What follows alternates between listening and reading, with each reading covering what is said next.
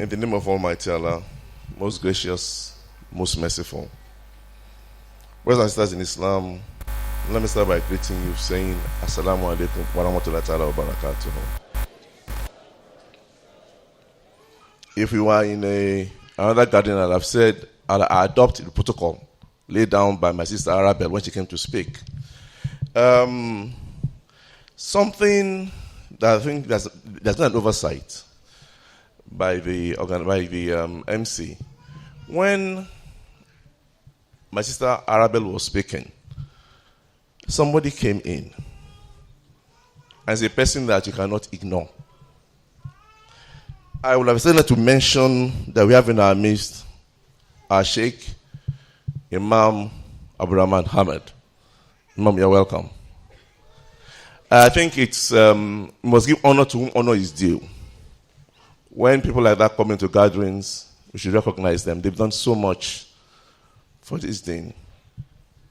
When we're going to talk, I said that Arabelle should speak before me for a reason, so that I can talk about her. That's why I said she speak before me. She's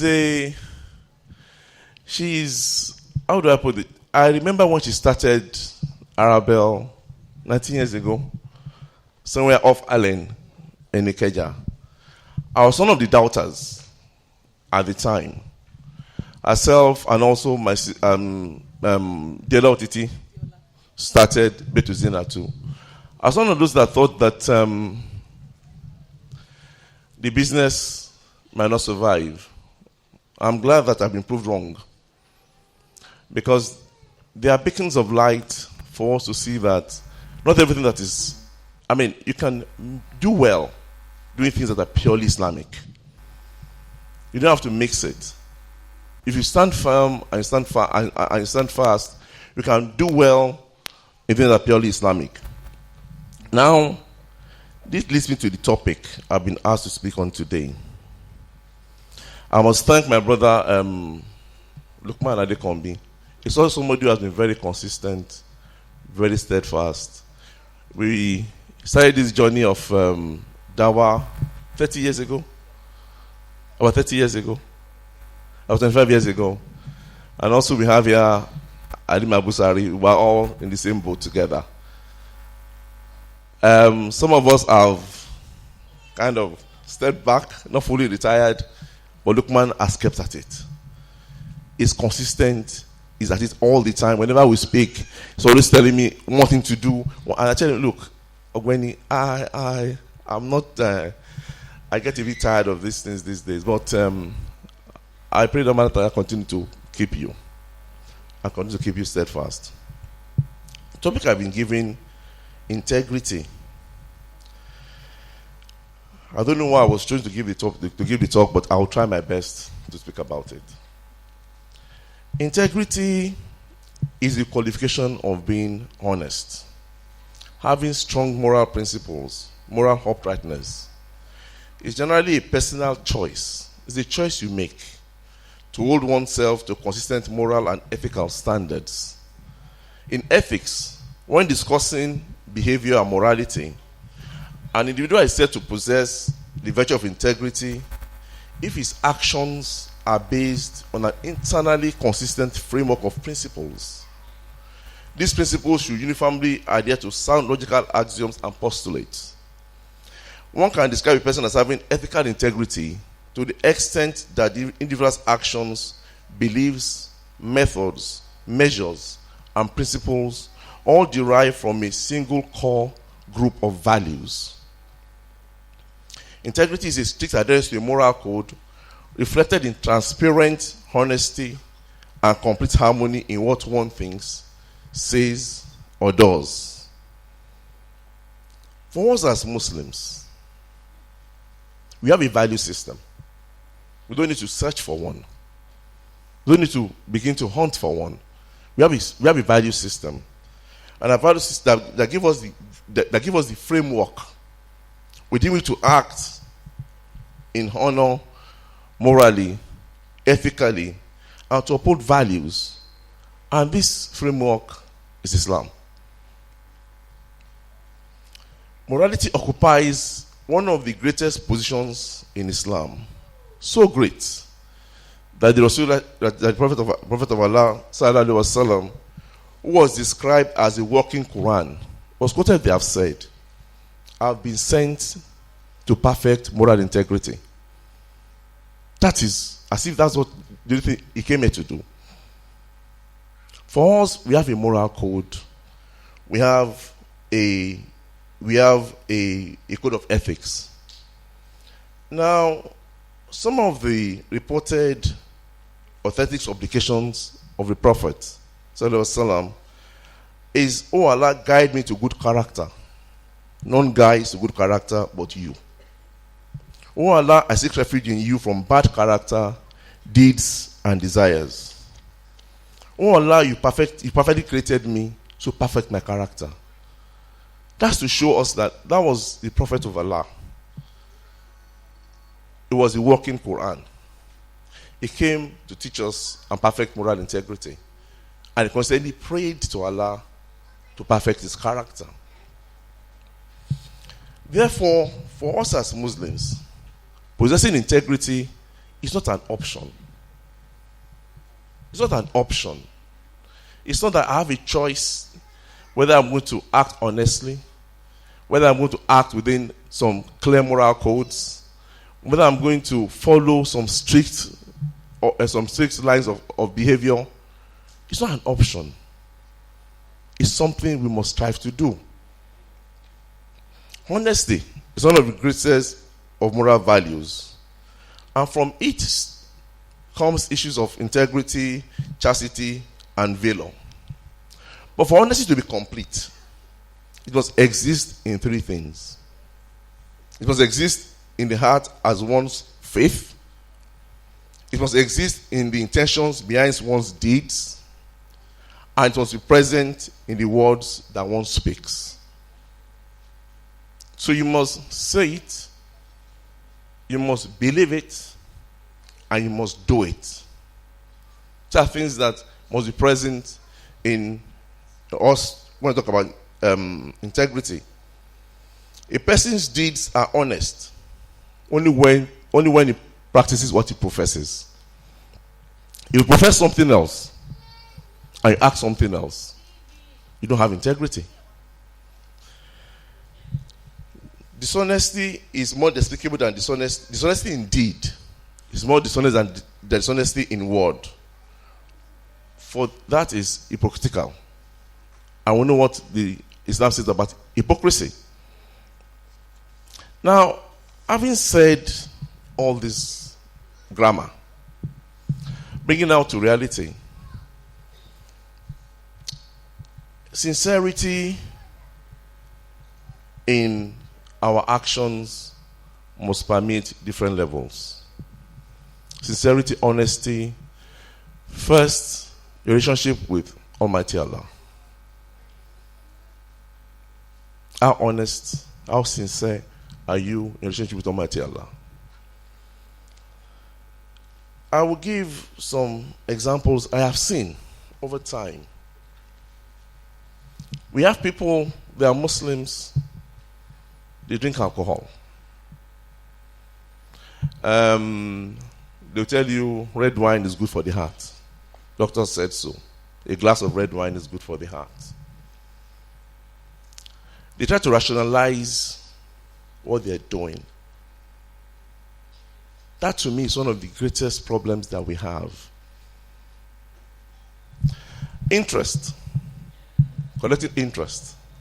Dealing with interest in banks is something that I have tried to discuss, and I found out that people try to explain it.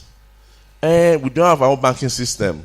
Because of that, it's interest-based. So you just do it and all that and all that. Rationalize these things. And in doing so, we have been very insincere. If we ask different questions, I discuss interest with somebody and asking me different questions. I have to tell him, you know what? I'm not a banker. I'm not a scholar. Go and see Imam Muhammad. They will try and take you through on the issue of interest. It's what we do. alcohol, interest. We ask questions. We try to find a way out, try to find things out, try to get reasons to keep on doing what we are doing. Now, what it reminds me, when things like this happen, what it reminds me of is, remember the story of the Jews about Sabbath. Sabbath, Allah said, do not fish on Sabbath day. And then they went early in the morning and put their nets and all that. I said, we are not fishing. Finding a way to dodge what Allah has told us to do. Or asking questions. Remember when Moses told them, alayhi to sacrifice, Allah said to sacrifice a cow. He kept on asking questions and asking questions and asking questions. And it bothers me because every day when we pray, read, when Jews did this, Allah cursed them.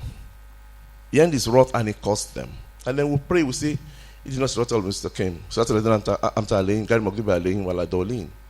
Guide me onto the straight path, the path of people who you are pleased with, not the path of those who have gone astray, or those who have earned your wrath. That's the prayer we do every time we pray. Yet, our actions, we act like people like that. We need to relook at our association with Allah, relationship with Allah, and then begin to understand, begin to be sincere there. I'm not saying that we don't go against, we are human, we err. But when you err, admit that you have erred, ask for forgiveness, and order to rationalize your actions. Rationalizing it is what makes it wrong. Not you're doing it, Allah will forgive you. But if you rationalize it, you will not ask for forgiveness because you believe that what you are doing is right. That's what the difference is. Then again, your relationship with people. How sincere are you? How honest are you in the transactions? For the traders, I remember many years ago when I used to follow my wife to the market. Then, it was still, there was time. I've not gotten much as busy as I am today. You go to the market and you find people selling gari, selling rice. They'll tell you that there is this tin, aluminium tin. I don't know what they call the tin. Yeah, you will see it, they are beating in the sides. It's not straight. It's bent on the sides. And they will tell you they are selling this. You are collecting money for things you are not selling. What is integrity in that? Where's the honesty? People that work in government. I work in government now, so I've seen a lot of things. You have a job to do. You are paid salary for doing your work. Somebody comes to you. His file will not move unless he mobilizes you. He puts wheels on your leg, as with Yoruba say it, to move. When they ask you, why are you doing, you're a Muslim, you say, everybody does it now. Why should I be different? But I tell them, you are different. You are different. You have a moral code guiding you. Others don't have. You have a code of ethics, a code of conduct that you must follow. Others don't have it. So you are different. Now, if we look back, if you look at the story of Rasulullah, it was known as a honest and trustworthy person even before the prophethood started. As we have a code, we have a guide, we have something that will guide us. At home, for the parents, what's the relationship with your children? Are you honest with them? Do you teach them to do the right things? Some of us, we admonish them, yes. But someone comes to ask for you, they knock the door, tell them I'm not at home. Landlord has come to ask for his rent, tell him I've traveled. they invite you to an event, and you got the invitation, you cannot attend because we didn't see you at the event. I didn't see the invitation, and your son or a child is there listening to you. Are you the kind of person that when you get home as a father, the children are afraid when they hear that you have arrived? Are you the kind of person that if they have problems, they cannot come to speak with you? They cannot come and share their problems with you. You drive them away, you don't have the time for them. When we talk about integrity, it's not just about saying it. It's not just about preaching it. It must be evident in your actions. People come to you for advice. You listen to them. You tell them, do this. When they have gone, it is, you start talking behind them. Is this the kind of integrity you're talking about? Please, brothers and sisters in Islam, we must be agents of change. We must be agents of change. You must live a life that others will see and ask that, why is this man different? Why is this woman different? Before they even know you're a Muslim. They must see you and think that something is different about you. Because you are different. We must epitomize what is good. We must epitomize what is right, what is honest. People they have a dispute. I'll give an example. As judges, as a judge, there are some compromises that happens. Let me put it that way. But people that do compromises, when they have a matter that is very, very dear to their heart, they will ask for the judge who they know that this one will not compromise to hear their matter. You write petitions until they bring that person to come and hear the matter. In life, being honest, being steadfast can only give you success. Now, I want to talk about gratitude is due to Allah subhanahu wa ta'ala, the controller of all affairs. Admonition Islamic Center hereby expresses solidarity with Nigerians at this critical moment of our nationhood due to the scourge of COVID-19 globally. We especially feel for the Muslim Ummah, who from all indications will have to start the 2020 Ramadan season in complete lockdown. There won't be Taraweeh, no physical tafsir sessions, no joint iftar, no itikaf, and possibly no Eid al-Fitr prayers. For the same reason, the AIC is supposed to be 10 years this year, and arrangements have been concluded to feature 10 guest speakers for 10 hours at the prestigious National Art Theatre Igomu, Lagos on Saturday 2nd May 2020. But by Allah's will, it will not hold again. We take solace in the fact that Allah is the best of all planners and He alone knows best. We beseech Allah to spare our lives till next year's Ramadan 2021, inshallah. We pray for Allah's forgiveness, that Allah heals the world, put an end to this pandemic, and give us the privilege to be together for His sake again, to witness more Ramadan in good health. Ameen. Inshallah, our focus this 2020 Ramadan in our own little way is to provide foodstuffs to the fasting Muslims who are in need. May your rewards be great with Allah as you join us to make this dream a reality. For inquiries, call 0802-335-5870, 0808-690-5870, or 0708-378-7920. Account details: Admonition Islamic Center, Bank, Sterling Bank, account number 050-021-1796. Lukman Adekombi for AIC. Ramadan Mubarak.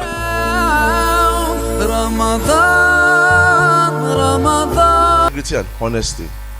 It transcends our own personal lives. elections are coming. I heard there are local government elections in about a month or something like that. We owe the duty, honestly, to put in office people who have integrity. That is also part of exercising integrity and honesty. If a person is not good as of the qualifications to serve and to deliver, you don't vote for him. You don't put him in office. You don't put him in office. Also transcends to also what I see as leadership in the Muslim community. Over time, I've been involved a lot of this issue of leadership and all that. But in the last, I've said about 5 years, I've stepped back. Because I see that a lot of times there's no sincerity in what is going on. I'll give an example. We started the idea of having a Lagos Muslim community many years ago. And the idea was to have in place a body in Lagos that will speak for Muslims. That will say, look, this is what we are going to do, and we're able to do it. We brought together a lot of imams, our fathers that at the central mosque. We sat down, we spoke, we agreed on what to do. And the decision then was that, look, we need to get somebody who will head the community, who will be a person of stature, that when they get to speak, the government listens. We left the meeting, we drew up the constitution, we did all that, all the work. And then argument started that how can we want to bring somebody and not put the chief imam of Lagos as the head of the community? And I told him, I said, the chief imam has always headed the community of Lagos. What has he achieved for us? Nothing. Nothing. All we hear, all is get done. Lagos Muslim Community, all they do every year now, they do Maulud Nabi. That's what they do every year. That's the only event they do every year. Then sighting of the moon. When they want to sight the moon, they come together and they say they've sighted the moon somewhere. That's all the community does. We have a group, a leadership that is just involved in pettiness. Last Christmas, I had arguments all over the place. It was all over social media. Do we wish Christians Merry Christmas? I'm like, in this day and age, is this where we are? Other Muslim communities have gone beyond that. They've done economic empowerment of their people. They don't discuss such issues. We have these communities in Malaysia, in Singapore. They've gone. This is not an issue for them.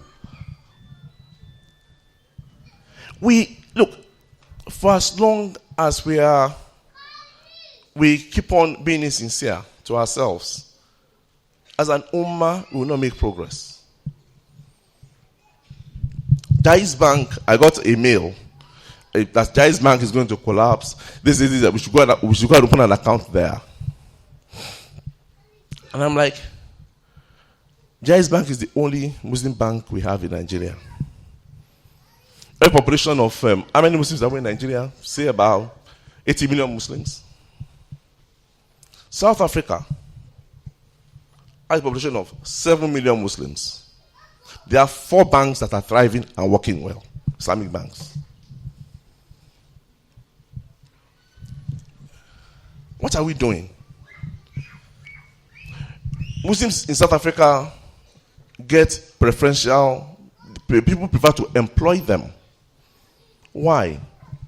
Because they maintain a code that if assigned to work for you from 8 till 3 p.m., you will do nothing else but your job from 8 to 3 p.m. Because they believe that it is dishonest for them to earn the pay of working for you from 8 to 3 p.m. and not do the work. Because of that, they created for them an atmosphere that people trust and believe in them. You work in offices. You go to the government office at 10 a.m. in the morning to do a transaction, people are just coming in. And they will see you, salam alaikum, salam alaikum. And you're looking at them and say, what are you talking about? I ask them, but I've been here since 8 o'clock. You say, what is it? Go and wait. Then you wait, they will eat. They will have their breakfast before they attend to you. Now, honestly, we will not be meaningful as a people until we come together and be sincere to ourselves and do things right. In Nigeria today, we don't talk about politics, economics, whatever. We're just a number without an impact. We're a number without an impact. If you look at politics today, Professor Shibaju became the vice president. Why? Because of Redeemed Church. That's all. That's all. Ours, we play politics for self, not for the group. We need, as a people, to begin to ask questions. Begin to ensure that we put people that will protect our interests. It's all part of integrity. Now, coming back to the theme, we must prepare for ourselves for the hereafter. My sister Arabelle spoke, I don't know why, because everybody called Sharifa Andu. Everybody calls her Arabelle. Spoke about it. Our time here is short. Many of us have spent more than half of our time here. It's flown by like that. We need to retrace our steps and make a relationship between us and Allah to be as sincere as possible. We are human, we will err. We are human, we cannot comply with everything perfectly. We are human, that's why we are human, that's why we are fallible. And that's why Allah has given us the opportunity of repentance. We should not try to rationalize our ill behavior. Not try to rationalize what we do wrong. We should accept that what we've done is wrong, try to set our ways, and then ask for forgiveness. With people, let us try to improve our relationships with people. Be honest with them as far as possible. Be sincere with people. If you can't do something, tell them, I can't do it. Don't tell them, you know what? My worry, I will deal with it. I'll talk to the person tomorrow. And you won't do it. The person goes away, believes that you've done something for him or her, and you've done nothing. Into our family, let us be as sincere as possible. Because when we die, these are the people that will cry for us. It's reported that there was, I read somewhere that in time of Prophet Sallallahu Alaihi Wasallam was sitting down and they carried past a corpse. And people were lamenting and crying and wailing. I was really commented that person is a candidate for Al-Jannah. Because for to be crying and wailing and doing that, it was a good person. That person was carried past and was, people were hissing. People say all sorts of things. It's a candidate for hellfire. Where do you want to be? What choice? The choice is for you to make. It's not anybody's own for you to make. It's personal. Integrity is not about leadership. All of us today, we complain. And they are stealing money. They are not sincere. They are not doing this. If we get there tomorrow, will it be different? If it will be different, it's from now they're going to exhibit those attitudes of difference. Not until you get there. Because they say power corrupts. Absolute power corrupts. Absolutely.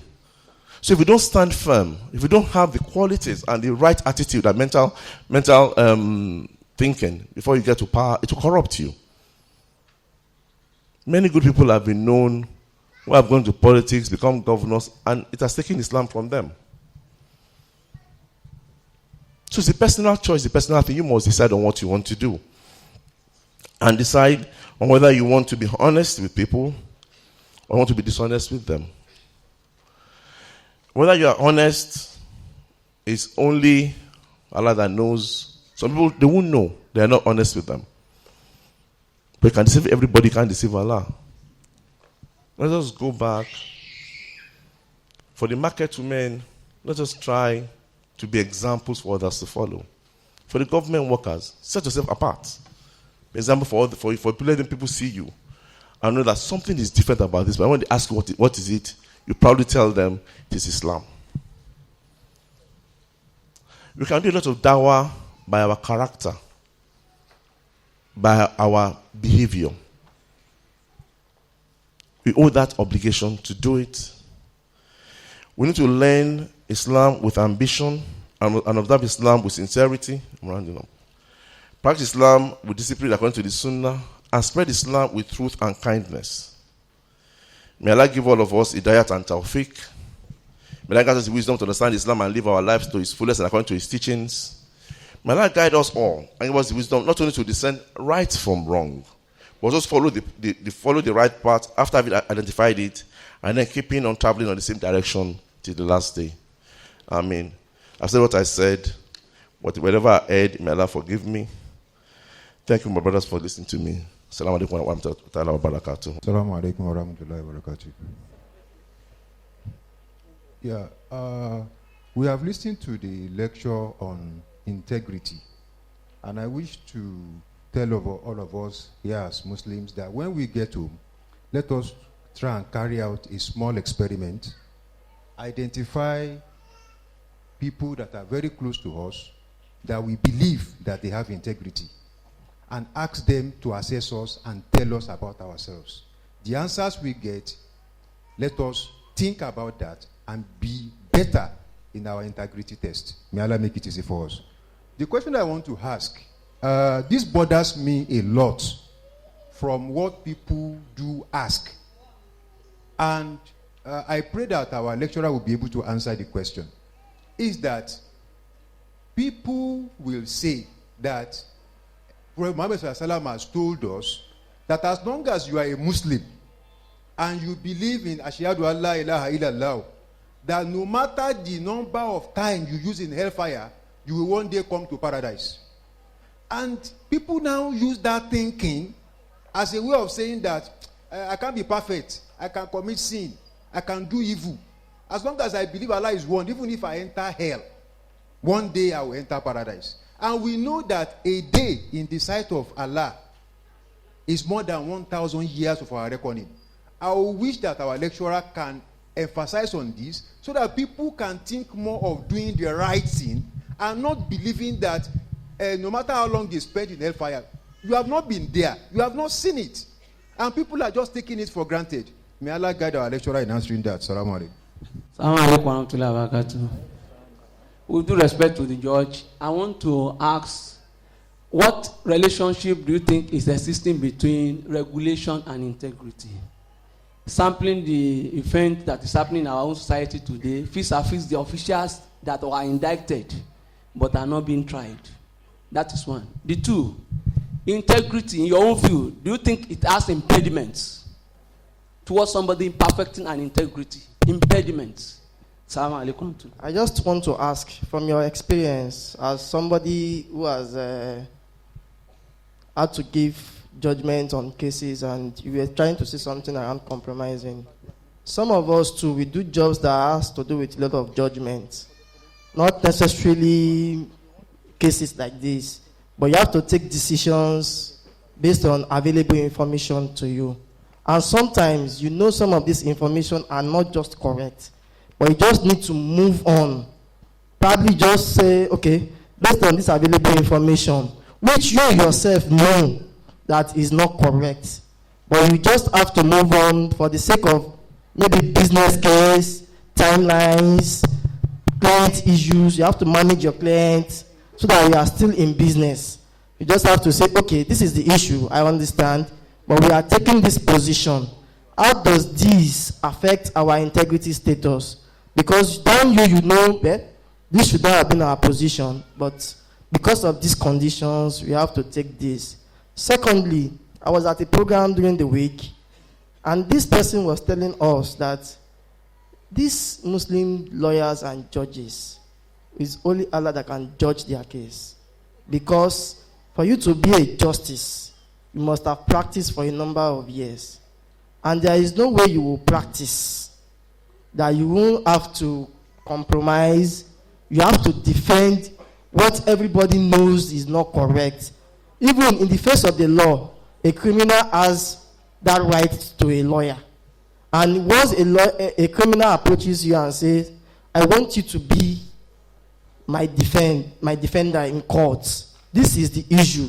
And he has confessed to you that, oh, I committed this offense. Just help me find a way around it. And actually, I worked with a lawyer at one point. We've knocked out cases based on technical grounds. So as Muslims, how does this affect? And being a professional who practice and who see this. From your lecture, I could deduce you said integrity is everything. I want you to attenuate further that the issue of diplomacy in integrity, if issues arises between us as a Muslim and the law we are to follow is the 1999 Constitution, which in one way or the other conflict each other. I was about to get employed in one factory, and the sunnah demand that the sunnah of the Prophet that I want to emulate is leaving my BS. And the law, the rule stated in that factory is that if I am to be employed in this place, I need to what? Scrub, remove my BS. Please, how does this pronounce us as a person that's embedded in his or herself in integrity? Assalamu alaikum wa rahmatullah. My question is there any point in time you have to compromise integrity status? Because growing up, I heard that, I don't know if it's a prophet or someone quoted that while you don't have the halal, you can still be managing the haram. Like probably if you find yourself in, probably if you find yourself in a place where the only available thing there is alcohol and pork, you understand, that you can keep eating that before you get the halal. Please, I need you to touch on that. Thank you. Thank you. Assalamu alaikum, sir. So during the course of the lecture, you mentioned about how the Israelites asked questions.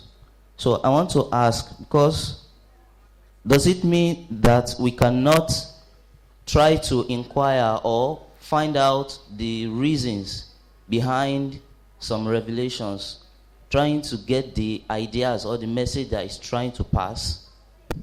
Assalamu alaikum wa rahmatullahi wa barakatuh. My question is this. In the case that somebody asks you to buy him or her a particular goods or products, and you are giving a particular amount, let's say, for example, it's popularly known that, okay, that particular thing is sold for 1,000 naira. And you, on getting to the market, you will make your price and you're able to buy it for 800 naira. And it's 200 naira. How is it judged in the Hadith or the Holy Quran? Is it your own? Is it going to be your gain? Or if you give it back to the owner? I want to know if anything surrounding that, to be it a sin. And my second question goes that in a place, we are told in the Hadith that from our right hand house, 40 houses, we are meant to call them to prayer while we are going for prayer. And from other hand, again, left hand, 40 houses, we are meant to call our Muslim brothers and sisters while we are going for prayer. And in this world of ours now, when you have Muslims around, and by the time they had this call to prayer and they sit still down, even those that live very close to the mosque, in very building to the mosque, you see them sitting down and you going to the mosque. And you say, let's go, it's time, let's go. And the latest result you can find out, they say, we'll meet you. And later they will now tell you, Yasuno, she's the only one praying. And why is it that she call us? We can hear the call to prayer now. We are not just going. So what do we do about that? And we are still living in that vicinity. That's my question. Assalamu alaikum warahmatullahi. Assalamu alaikum warahmatullahi wabarakatuh.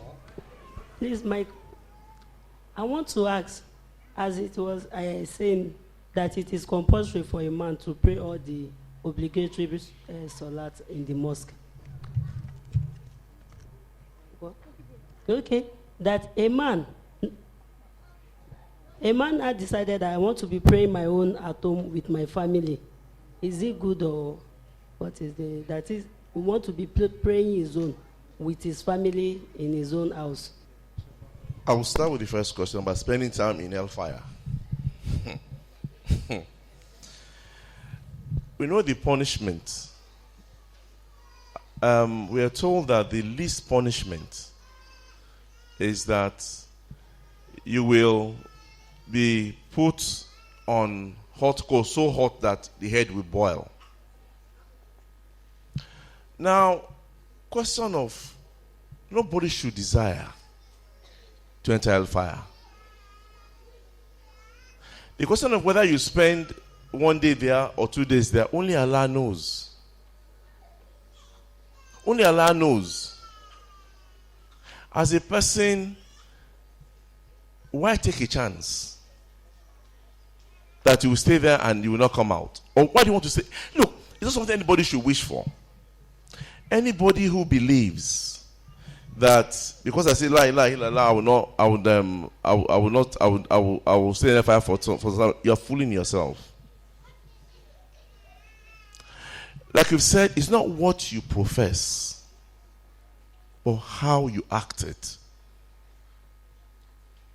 There are people today who can read the Quran, but they no longer practice Islam. What differentiates it from a non-Muslim is salat. You say that you don't pray, you don't fast. As because Allah put you in Jannah, only Allah knows that. But please, do not let us wish to spend even 1 second in hellfire.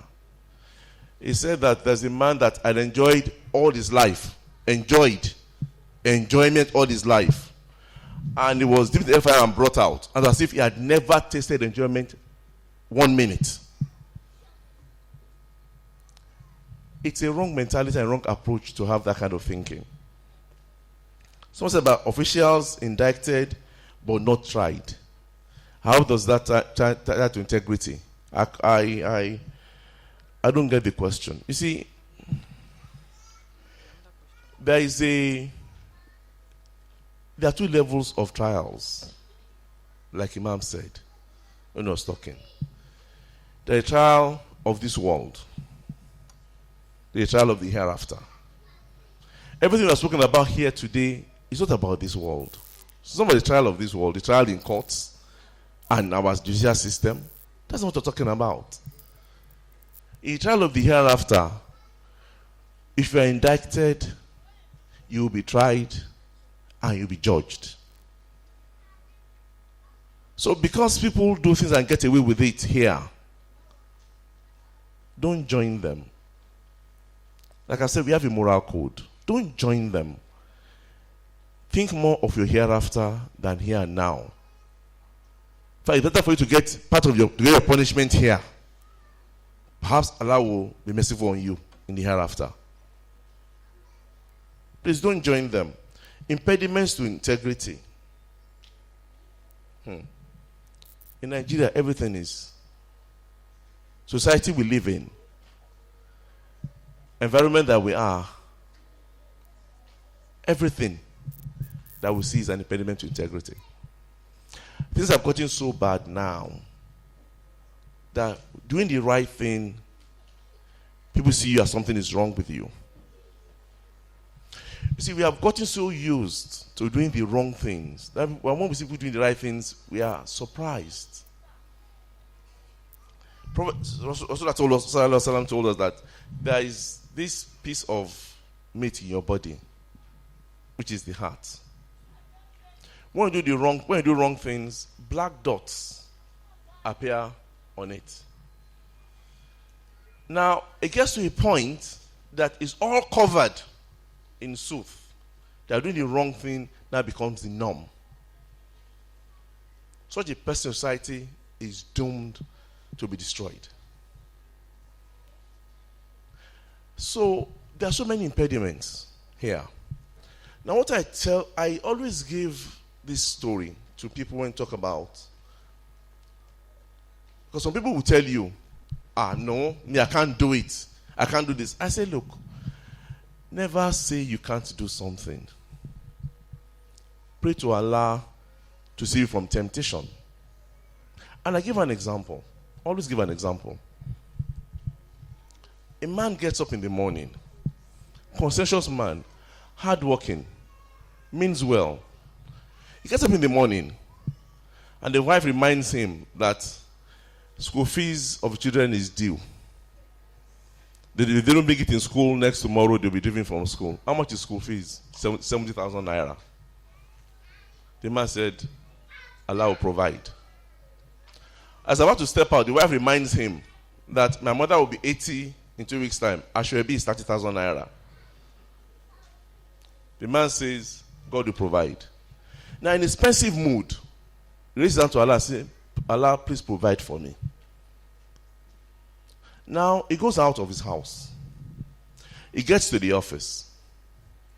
Now, he has a file he's treating. He's a civil servant.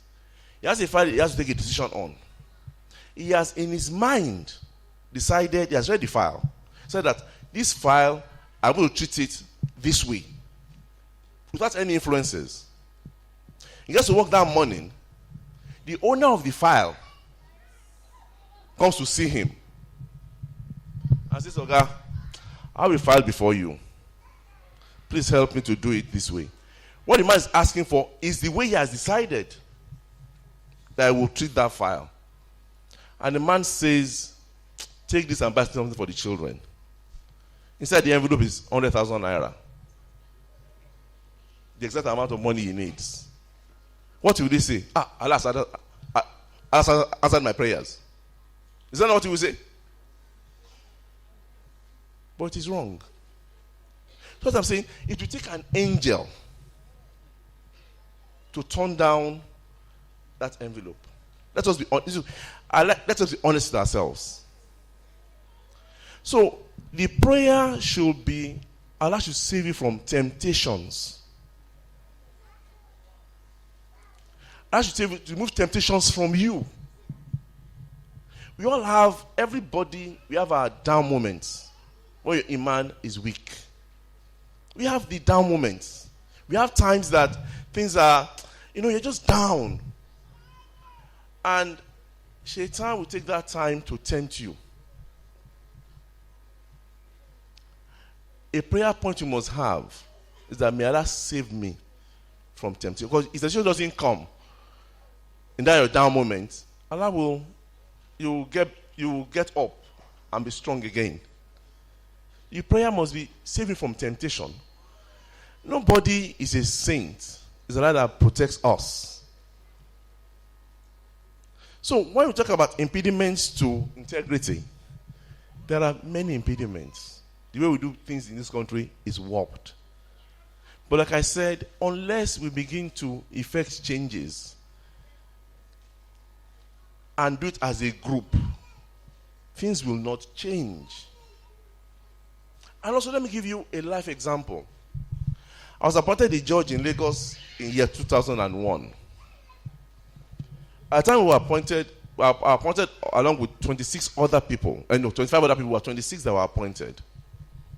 On the bench then, there were 25 people, 25 judges on the bench, making us 51. Before we came in, the perception generally was that judiciary was corrupt. There was a exercise carried out, and about 75% said it was corrupt. Now, we had a session together before we were appointed, and we all took a decision then. We were going to try and make a change in the system. Because we were a number, we were 26. 18 months after we were appointed, Another survey was done, and the perception was that Lagos State Judiciary there was zero corruption there. Because we were a large number, we were able to effect the change. We are over 80 million Muslims in this country. If each one of us decides today to do the right thing, things will change. The way we do business will change. Everything will change. It's for us to make this decision and try to work with it. That is important. And like I said, we have a code of conduct, we have a code of ethics. If a Sahaba of the Prophet, a Sahaba of Prophet was promised Al-Jannah from here, and he had to account so much on the day of judgment. Imagine us that we don't have any promise of anything. Let us try and do, like I said, integrity is a personal decision you have to take. But if you take it as a personal decision, then the group will have the effect. Somebody said, taking judgments based on wrong information. Well, only Allah will judge you on that one. If the information is wrong, and I think you should be honest enough to say, look, this thing is wrong. If you work in a business and you are one of the directors, and you say, look, this thing is wrong, don't let's do, and the board takes the decision that they're going to do it, you have done your bit. You have done your bit. The decision does not lie with you. You've pointed out the fact that this thing is not right. I don't think we should do, but the board says they're going to do it. You have done your bit. You can't do more than that. You've done your bit. You can't do more than that. But to partake in taking the decision based on the wrong information, you are the person deciding, and you are the sole decider, and you still go ahead and decide based on wrong information. Allah. It's only Allah that can judge that. Somebody said Muslim lawyers and judges, only Allah can judge us. Only Allah will judge all of us. Why are you single out lawyers and judges? Only Allah will judge all of us. You know?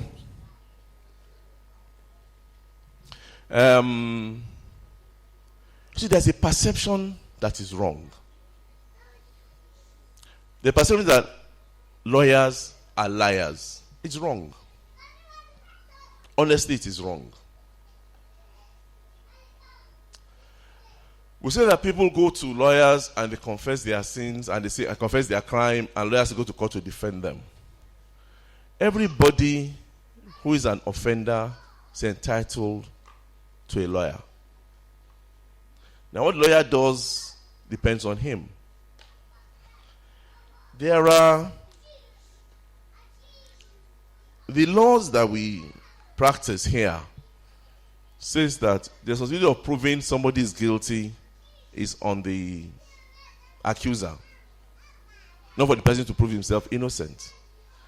And the law lists down certain criteria for it. The person does not meet the criteria, by the law by which the man is being charged, he's set free. It wasn't the law that set him free, or a system that set him free. If a man tells you something in confidence as a lawyer that I did this, you owe him that confidence, to hold that thing in confidence. It's not for you to go and say, this one is a criminal. It's not your business. He has spoken to you in confidence. Hold him in confidence. You can only do your bet within the laws that we have. In Sharia, under Sharia law too, the burden of proof is on the person, is on the accuser. When somebody has committed adultery, how are you supposed to prove it? You must bring 4 male witnesses who witnessed adultery. Confess. I think that's the only case the person that was stoned to death for adultery. She confessed to adultery. The prophet did not punish the person then. The prophet said, look, go home. So go and think about it. But when she came back and she confessed again, she was pregnant. The prophet said, go home. Go and deliver the child. She went. When she had the baby, she came back. They said, go and check out whether she's mentally stable. So show you that there is a process for conviction, whether somebody confesses. So it's not that the lawyer goes to lie. Some lawyers lie outright. I mean, there's no kidding about that. I mean, yes, I see them in court every day. They lie outright. But the perception that all lawyers are liars that will let it get pulled out is not correct. Integrity, compromises, and beard. You said you went to look for a job somewhere, and part of the requirement was that you shave your beard. I did not want to compromise on that. Now, we need to understand one basic thing. There are compulsory things, and there are voluntary things. Now, it is compulsory for you as a man to provide for your family. It's a compulsory obligation on you as a man to provide for your family. Now, if you don't have a job, having a beard is sunnah. It's sunnah. Nobody has told you that if you don't have a beard, you will go to hellfire. It's sunnah for you to have a beard. Now, if you cannot provide for your family, you don't have a job, and the only job you get tells you that you must shave your beard. My understanding, really, is that you should do the compulsory and leave the sunnah. When you have the opportunity, you go back and practice the sunnah. So if you have options of another job, of course, tell them to get out with their job and look and take your other options. But you have none. I think it is foolishness. My view, I might be wrong, for you to leave a family suffering and not provide for them because you want to carry a beard. That's my view. I might be wrong. But we must identify what is compulsory. It's like a man who doesn't pray Asr, but is doing Nawafil. You leave voluntary, you leave compulsory, you are doing Nawafil. There is this prayer they do, 27th of Rajab. They do it in somewhere in Lagos. They go and pray 100 rakas in the night and say that once you pray it, it covers for all your prayers for 1 year. It's the height of stupidity. So we must focus on what is important and compulsory and what is sunnah. If you have to compromise sunnah to do what is wajib, my view, you do it for as long as you can. Then if you have options, you move out. Now that ties into the question about necessity, principle of necessity. In Islam, we are told that if eating pork is haram, but if you are dying and there's no food available, that's the thing you can get. You are allowed to eat it until you get halal food. Islam is easy. Alright, Islam is so easy that we make it difficult for ourselves. But whether it is necessity for you, between you and Allah. So people work in the breweries and they say that we're working there because we can't find another job. I say that you've worked in the breweries for 10 years. How can that work? I say it's necessity. You're deceiving yourself. But if you're working in the brewery and you become a Muslim, while working there. You put your family at a certain, they are in school, you are paying school fees, you are doing that, you are doing this. I think it is not right for you to say, because I'm a Muslim today, I'll resign tomorrow and then I'll start looking for another job. No. Start looking for another job immediately. When I apply for another job, you leave this one and leave. But I have the niyyah that I'm going to leave this job. Islam is a very easy religion. We make it very difficult for ourselves. Asking questions. You know, what I said. We are not supposed to follow blindly. We're supposed to ask questions. But ask questions to know, not questions to ridicule, is the question. We've been told about interest. Allah says it in the Quran.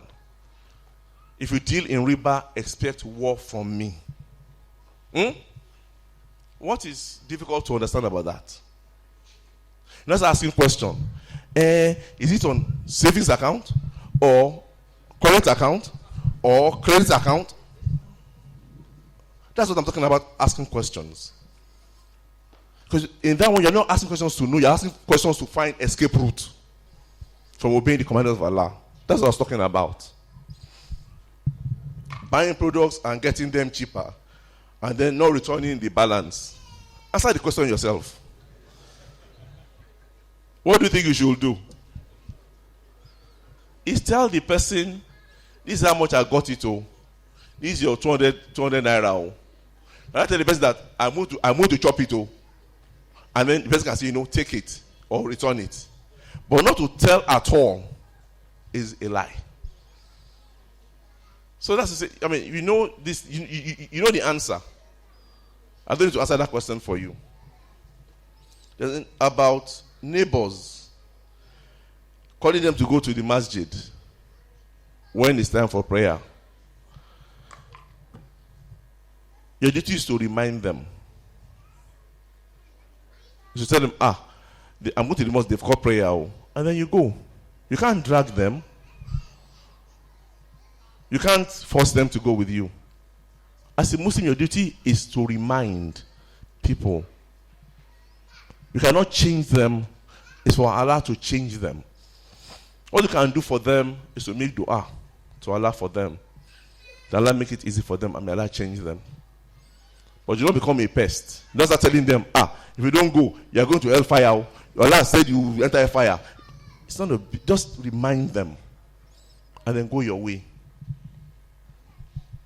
Obligatory salat in the mosque for men. Yes. That's what Islam has told us. So it's compulsory for a man. There's a story about somebody who they didn't see in the mosque in the time of Prophet. I can't remember the name. And Prophet said they should go, that it could burn down the person's house to drive the person to the masjid. That will tell you how serious it is for a man to say his prayer in the congregation. But again, like I say, we must act with wisdom. If you live in an area and the mosque is in a location that is notorious for, you meet people that will harass you on the way, that can attack you on the way, act with wisdom. But like I said, everything depends on your niyyah. It's between you and Allah. If you're not going to the mosque, it's for a good reason. Allahu Alam. But it is, all men should try also to say to say salat in congregation, in the mosque. If you live in an area that the mosque is far, congregate in your area. Get other people and create a praying place for yourselves. Or the best thing is, if there's a mosque within 40 houses from you, don't divide the jama'ah. Don't create tiny jama'ahs everywhere. It's better for all of you to pray together. Because there's a beauty in congregational prayer. It's not just about the prayers. It's about the community, the Muslim community. You get to know yourselves. You get to understand each other's problems. You get to help yourself. You get to network. What you go to do in clubs.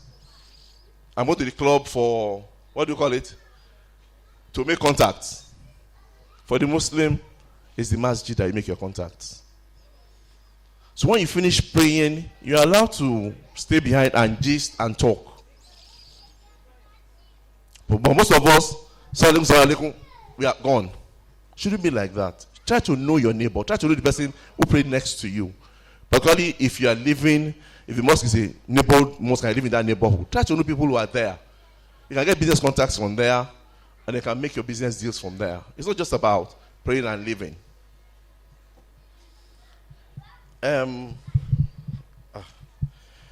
How should the issue of collection of agreement and commission be addressed Islamically? I don't understand. Agency fee for rent. Those ones, it's God that will judge you people. No, because you see, there is a practice that has been bastardized, and that's what even the regulations say. Agency and legal fees, it should be 5%. If you look at the estate valuers, whatever law, it's 5%. If you look at the legal professionals, whatever, it's 5%. What you now have is that you have agents who are not trained agents because they know the landlord. They will not come in between. They will collect rents and ask you for almost 30% or 40% of the rents you've paid as agency fee. It's wrong. Wallah, it's wrong. Because you're not following the laid down laws and principles of your trade. When we started years ago, it was 5%. Everybody knew it was 5%. Today I hear that they're collecting 20%. After that, they will not collect not only commission, damages, whatever, which they never return. But you yourself know. I don't need to answer the question. You know it is wrong. You know it is wrong. As Muslims, we're supposed to make things easy for ourselves. You're supposed to make the life of a Muslim brother easy. By making so a person doesn't have accommodation, person is looking for accommodation. By making so you are preying on the person's desperation for a house. Are you making things easy for the person or making it difficult? By making it difficult, then you have your answer. As Muslims, your obligation is to make life easy for your Muslim brother. Help him to do things. We are told that if somebody owes you money, I promise you, I will pay on so and so and so date. But he doesn't pay on that date. I know that it's not as if he doesn't want to pay. Allow him. If you can forgive the debt, it's better. But give him time to pay. Make life easy for yourselves. Not make it difficult. How does a Muslim sister protect her integrity?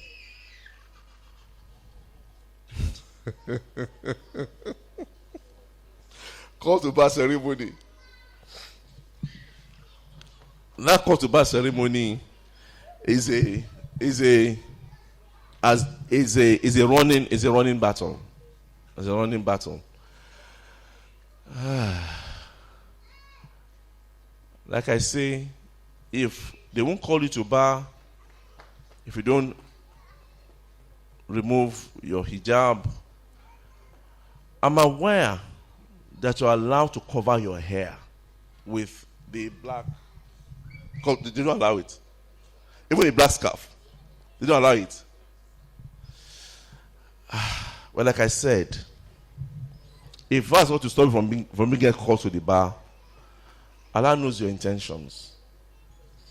Do it for the process and then go back to your hijab. Now, it should not be a problem for the Muslim sister. It should be a problem for the Muslim community to fight. But we don't have one community. We don't have a Muslim community. That's about the problems that we have. There were times that the people in charge of these things were Muslims.